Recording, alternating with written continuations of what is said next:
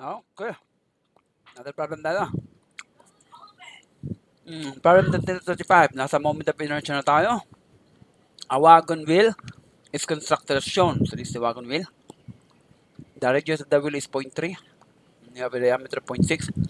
And the rim has a mass of 1.40. So ito, nasa labas. Each of the 8 spokes that lie, ito, 8, 1, 2, 3, 4, diameter are 0.3. So galing dito. So 0.3, 0.3. So meaning ito siya parang wala siyang thickness. Okay? Take note kasi ipapattern nyo dun sa mga formula. What is the moment of inertia of the wheel? So the moment of inertia of the wheel is of course itong rim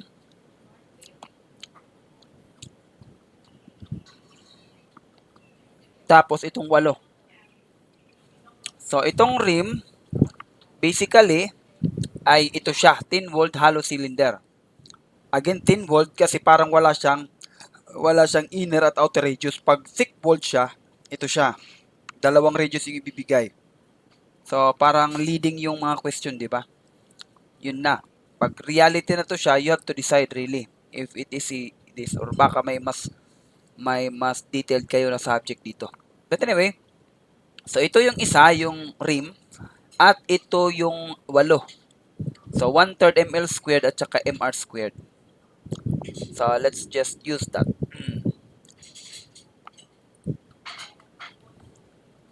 So I do believe that your moment of inertia would be your moment of inertia I is ito, mr squared. That is mr squared para sa rim at saka 1/3 ml squared para dun sa 8. 8 sila, so 1/3 ml squared. So again, yung L is length, yung R is radius ng rim na walang inner at saka outer radius. So substitution, mass ng rim, 0.3 na rin masabas sa 1.40 kilogram tsaka mayroon siyang radius na 0.3 meters squared. Tapos yung 8, 1/3. Tapos yung mass ng bawat isa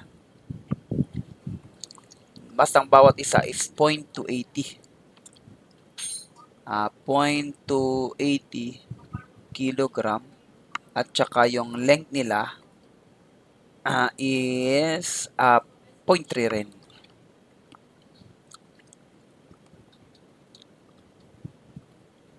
Ilabas na natin to sa meter squared. So you would have 1.40 times 0.3 squared. That would give you 0.126 kilogram square meter plus 8 times 0.3 squared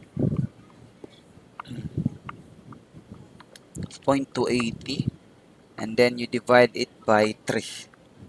So yung isa is 0.0672 kilogram meter squared. So the total would be plus 0.126.